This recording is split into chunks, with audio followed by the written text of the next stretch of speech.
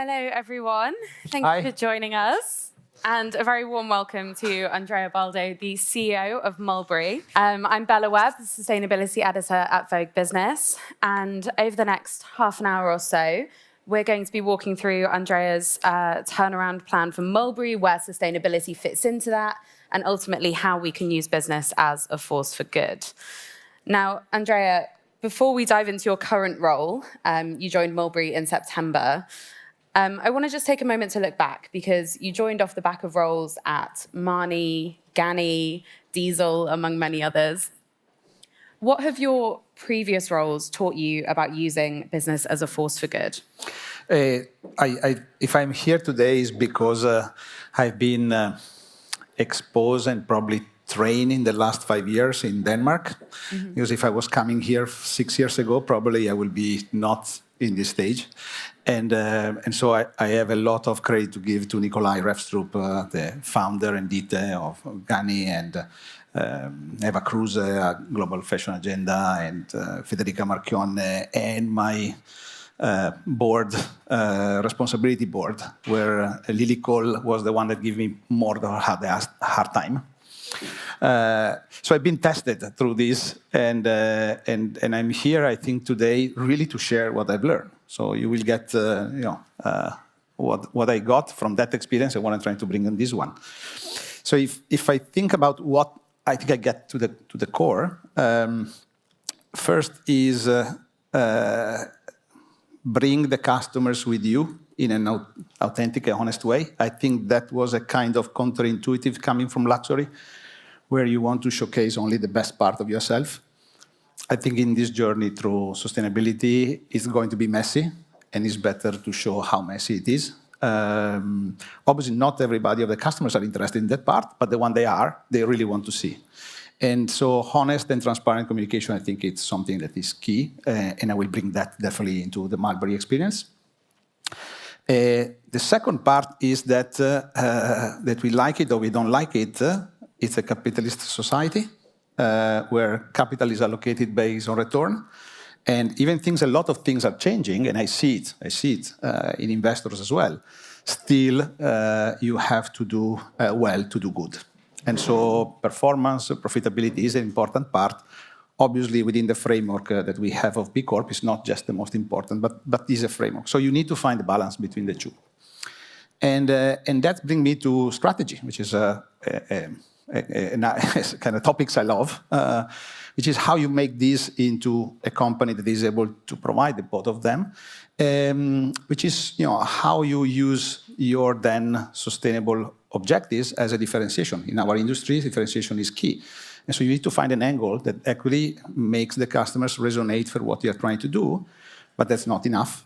You need also to work on a culture of a company. And more on these, I think, culture things, because I think, as we said before, I heard before speaking, that is probably the areas that we as a leader need to do a big difference. And luckily, with the participation of the teams. But strategy doesn't live in the boardroom, it lives in the offices, it lives into the 1,000 decisions that the companies made every day. We'll come back to how you build that culture of transformation in a little bit. But first, for anyone in the audience that isn't familiar with Mulberry, I think your strategy, which you published in January, can give them a really good flavor of what it means to be a Mulberry person, to be a Mulberry customer, to be a Mulberry worker. Your strategy was called Back to the Mulberry Spirit. So can you tell us a little bit about what that means to you and maybe where sustainability fits into the Mulberry Spirit? So it takes a lot of time with the team at the first month to really understand the brand, because I think the situation financially was also, in a way, a problem with the brand. And so I went 50 years back to the beginning. I was lucky enough to meet everybody was actually during the different trajectory and go really to the roots. And then I found, what I found in the roots is really relevant today. I found that Roger Soul was probably a little bit too ahead of his time. He was an entrepreneur that he was looking at society as a whole with a lot of charity and giving back. Probably the fact that we are from Somerset, we are linked to the climate and the environment in a different way because we are not from the city. And that's part of respect of the production, the sourcing, the honesty of that, making that part of who you are. It's key. You will see this in our next campaign. And so really going back to the roots was, for me, rediscovering something that is really relevant for today. Roger was, in a way, exporting a British lifestyle when he was traveling the world, and then bringing back to UK what he was seeing around. So this element of give and take and retransform it into a British way, that I think what was the key. So for the brand is going to go on that. So you see more of that. Hopefully, who is in this room probably will be the one that can tell me, Andrea, you're doing a good job or not. So please give me feedback. We need to be open to feedback. The second part is simplify the business. Business was too complex, grow in too many directions too soon. And now we are obviously also for turnaround reason refocusing on UK. So probably we will have much more focus on getting back the UK customers. Focusing on UK craftsmanship and protecting our factories. So there is a lot about having this market back to where it was. This is probably the only brand I know that is really far off compared to pre-pandemic level, when all the other brands went back to the same level. So there is a lot of, I think, of opportunity that we have missing and trying to get back. And then I think that the last part is it's more about, again, how we make this happen in the current business model and how we bring sustainability into the angle. And this I was lucky. I mean, lucky when I did my due diligence. But the manifesto of Build to Last, it's actually a big part of the differentiation strategy for this brand. So more we talk about that, but how we make that part of a business model generate profit, I think it's a great part. And if I see probably one of the few parts of the business that is really growing a lot is our exchange program, which I think is going to be more central as we go. Mm. You mentioned there the Made to Last manifesto, which Mulberry published in 2021, the exchange program, which is its circularity play. Can you just give us the sort of headlines of Mulberry's sustainability strategy and goals? So the manifesto has basically two parts. It's as a major pillars. One is about circularity, how we can actually get the product to circulate and stay in the market more. And the other one is regenerative farming, because we believe that regenerative farming, it was true for cotton when I was at Ghani, it's also good for us. It's a way to actually absorb carbon emission and ensuring that there is actually a lower impact on the planet. I think that's are the two pillars that I inherited with the manifesto.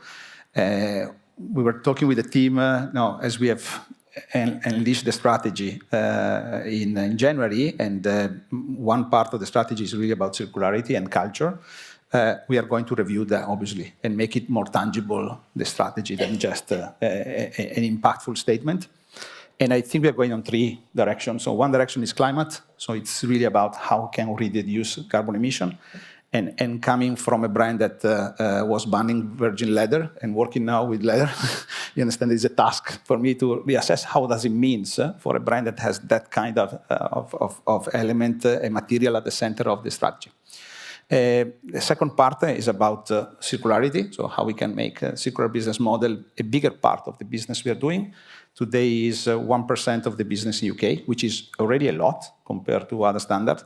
I think we can grow it much faster. There is a lot of demand that is unfulfilled. We are not putting a lot of effort to showcase that part. So I think that is a huge part of growth. And the third part is the community. And not because it's a buzzword, but because if you come to Somerset and you speak with the people in the company for many more years than me, there is this sense of we are here together to make a change. And actually, when I did my strategic assessment, which is part of it, is understanding the cultural style of the company, purpose was the number one. And not by chance was the number one in Ghani as well. So there is really a sense of community within the company we need to expose more and obviously transcend also to our customers. Mm. Circularity obviously plays a big part in the strategy. But we heard from Caroline earlier that when IPF has been trying to implement circularity at scale in the industry, one of the challenges is the lower margins, and that it still remains, for the most part, siloed in kind of pilot programs. Do you think that circularity at Mulberry will ever replace the need for new products or reduce the need for new products? Yes and no. So I give you, I think, two framework. One is, if we still think transaction, so what is the margin, the transaction? Clearly, the margin is not there. But I think we are looking at the industry with the old lenses. The new lenses is customer's relationship. And how long is the customer's relationship? How many times you touch me?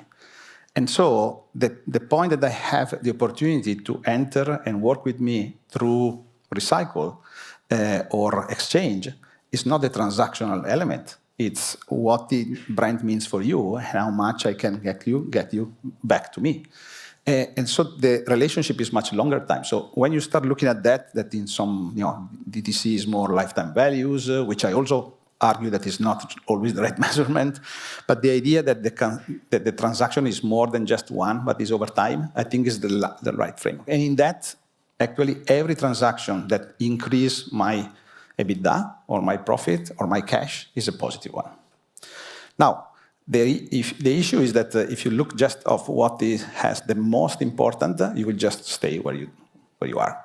But if you look at it from a long-term point of view, you need to invest on the new part. And that is the ambidextrous CEO position, that you need to invest in the future, things that actually are not probably profitable now, but you have a vision that is going to increase a lot the value. So that, I think, is how I frame that. When you're looking at circularity in that way, when you're thinking about the customer relationship as essentially a lifelong one, or sometimes even multiple generations, product durability is hugely important to that. And we're in a time when, there's been a lot of criticism of the declining quality of luxury goods, the declining craftsmanship. How do you make sure that Mulberry is preserving that durability that enables all the other circularity measures? Yeah. So this is a category where longevity is key. And for a brand like us, when I'm back to the strategy, this is not a fashion brand. This is a luxury brand that has icons at the core of the business. So for us, the timelessness of the product, but also the longevity of the product is a key part of our proposition to customers.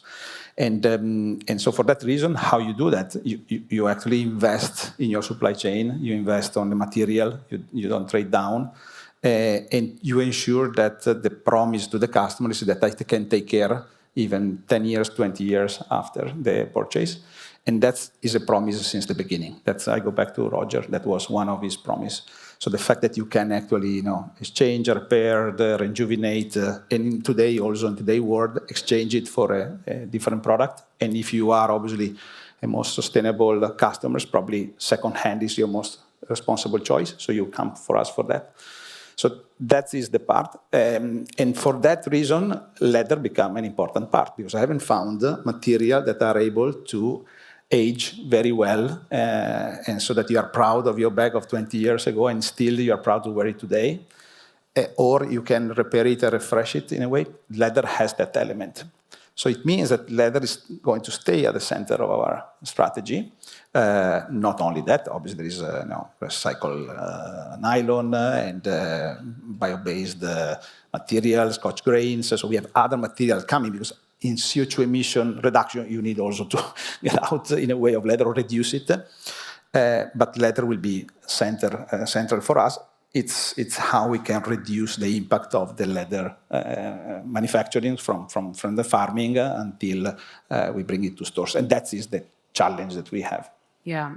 I mean, bovine leather features in more than 90% of Mulberry products. And, as you said, leather is one of the most kind of impactful and controversial materials in fashion. In your previous role at Ganni, you oversaw the phasing out of virgin leather. So how do you plan to tackle that challenge? Yeah, as I said, we are not a fashion brand, so we are not the major driver of the business for us is not the newness. It's Bayswater is a 20 years old style that is still one of the bestsellers. So you are now in the business of ensuring that everything you bring to market has a longevity, and so you have to build icons, which requires more craft and more thinking and more try and error before getting to market that actually producing fashion. So that's a very different proposition. And as I said, so how you do the reduction of impact if you are obliged to work with leather. First, you start on farming, and that's why regenerative farming become important. So you're trying to actually work in farms that instead of emitting tons of CO2 are in a way trying to reduce it, or capturing with other ways, crops growth. The other way is to try to source only in Europe so that you have a low impact when you have to get the raw material. Then in the tanneries, you have to work with tanneries that actually has systems to recycle the water, to obviously operate in green energy environment, so that there is a reduction of the emission in that part. And so you look at your supply chain and you try to make choices that actually, at the end, reduce the carbon emission. One of the choices is also introduce material that has, by definition, a lower impact. And that's why, for example, the bio Scotch grain that is coming is going to be one of them, where you can get the durability, you can have the classics and the timeless style, but with a product that actually has made with a much lower carbon emission. How much of your fiber portfolio is actually regenerative right now? It is? How much of the leather that you use is actually regenerative at the moment? 0.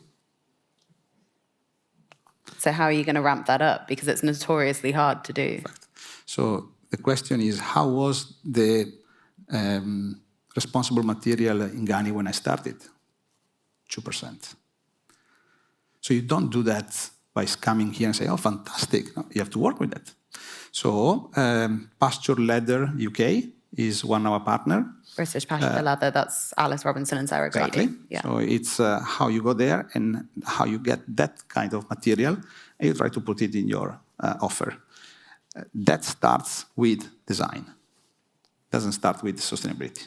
Start with who is working with product. How can we work with material in a way that is good enough for our customers and has an element of interest by designers? That's when I make the strategy, you bring designer at the core.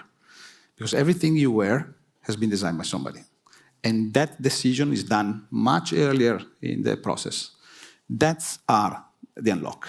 For me, in Ghana, the unlock was there. To a level that I have to stop because we were using too much cotton suddenly, because it's the more sustainable version, and I was missing other categories, so I have to be careful.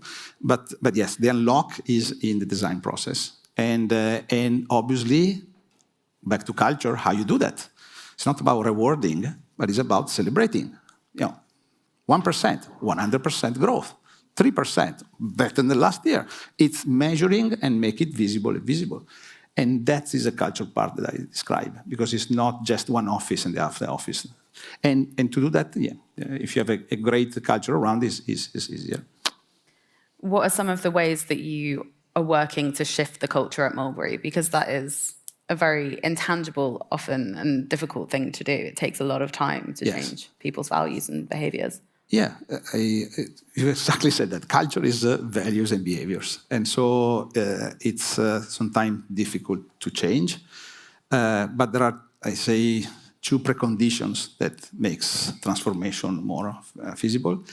And we as a leader can, in a way, create that kind of background. And one is the willingness to learn. You need to be basically either fed up by the status quo, so you don't like it, what you see.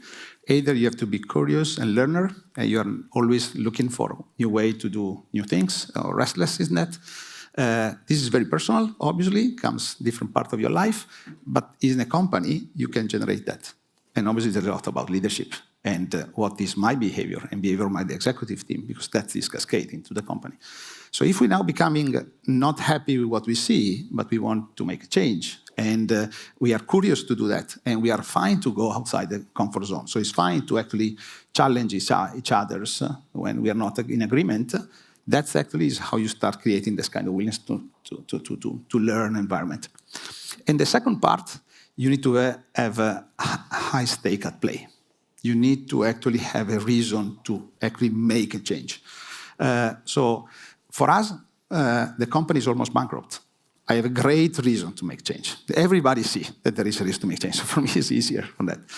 In Ghani, it was more, we need to dent the world. We need to make a different impact. And that was really cultural, even before my arrival. And that's back to the founders. So the high stake, we saw it. So high stake and high opportunity to learn is that when you can unlock the transformation.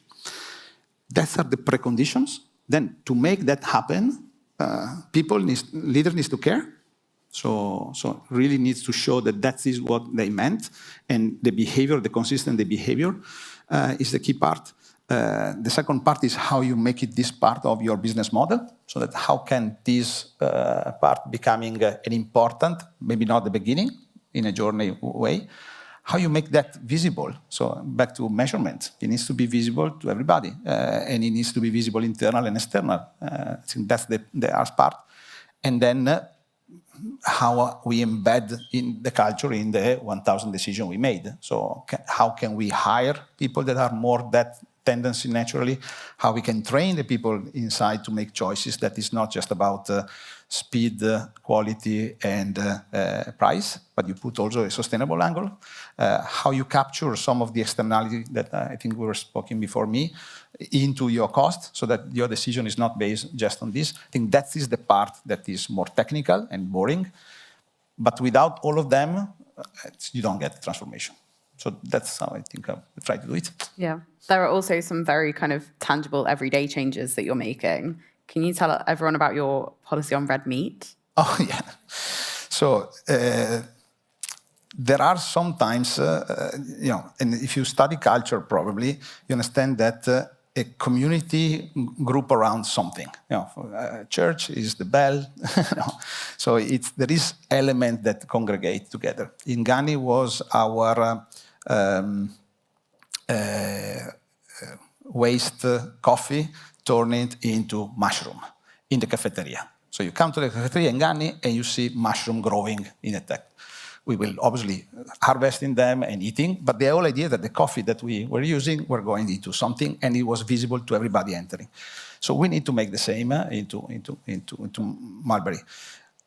At the time, I don't have a lot of things to play with. So one thing I did, even before I arrived, is that we are not going to consume red meat in a company policy. So no red meat offered in the cafeteria, no red meat paid. And that was a big thing, because now we have a vegan CEO, boring vegan CEO. No, it's not that. It's actually a reminder that as a big corp, we need to make choices that reduce the impact. And we know that the consumption of red meat has an impact. And so there is no reason why, if you are on our own expense, you need to use red meat. So now when I'm going into the offices around the world, obviously that has become a thing. So how we can get the CEO, because it was like most of the time, probably it was about having a steakhouse dinner, which is not for us. Mm-hmm. So that small things makes a lot of people think, like you make your questions, which is mean it's achieved the objectives, but it's actually a message in internal that something in the behavior of the company has changed. And obviously that puts you also not at ease. I mean, I had the conversation internally with the team, but that's also not easy to make change. I never seen a change and not easier, and not seeing a change by changing your behavior, by doing something that is different than before. So these small things are small sign. The big things is how we can make regenerative actually part of it. But it's a message that actually helps changing the culture into the way that can be transformed. We're talking here really about giving people something to rally behind. And you mentioned earlier that Mulberry is a B Corp. I think they qualified about a month before you joined. Yeah, so it was already in progress. There's been some criticism recently of B Corp. Dr. Bronner's left B Corp because they said it wasn't stringent enough. Why do you still think that B Corp is a worthwhile framework? Yeah, I never said so. But I think that if you are an activist brand that has been actually doing the things from the beginning differently, when you start seeing your brand used in a different way, in this case, the accreditations, probably you are a little bit afraid that something has been not as the beginning, because it's too easy. The bar is too low for everybody to enter. So I understand that. I understand that there is always the need to push for the next things. And that's why we need to do that. We need to have somebody there. But it's also a starting framework. So it's actually something very tangible that can give you, if you have no idea, what are the areas that at least you can work on in order to get a score. And then, as I said before, if you start measuring, you're measuring against yourself the previous year. So you can improve your score. And by improving your score, for certain, you don't go back. Now, is the score perfect? No. How many scores have we seen? Higg Index in this room? Okay, so how many things we have seen is going to be continuously. That's the learning approach. What you cannot fake is the culture. You can't fake a culture of the company. You can't fake what the company has as a value. That's why it's so important to embed this at the beginning, the strategy and everything else, because you can get my stamp of a brand in another bag, and this is a fake, but it's not a true Mulberry because it's the culture of the company. You can't fake it. And it's not dependent on what B Corp you have. It's more about when we go in contact in our stores with our suppliers, it's how the brand behaves. And that is probably the more difficult to do, to change, but if it is in the right place, it's also the one that guarantees the future-proofing of your company. Final question. You mentioned earlier that Mulberry is going through a challenging financial time. I'm sure that lots of brands in the room can relate to that, and you've had to make some difficult decisions since becoming CEO. How do you balance the short-term drive for profitability with that long-term sustainability play? Yeah. You have to do well to do good. So you have to have a business to make an impact. Otherwise, I can be here, impress you by fantastic talking, and then there's no impact.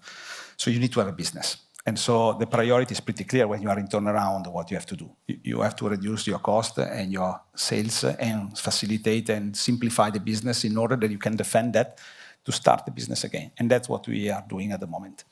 But this is also the moment in which you seed the plant of the sustainability in the strategy. And for us, I think the bet, as I said and I confirm, is on one, how can we reduce CO2 emission in our supply chain? And there's a lot we can do there, and a lot we can measure. But the second part is the circularity, because a brand like us, where the love for the brand has amazed me. I've never seen something like this. And I believe it's a brand that has been used in an emotional moment.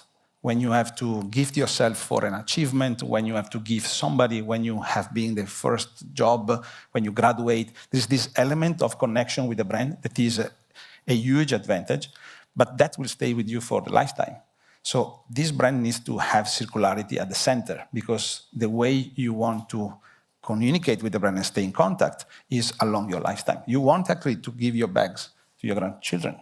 And probably if you are a nephew, you remember of the smell of the food in the house of grandmother and what she was wearing.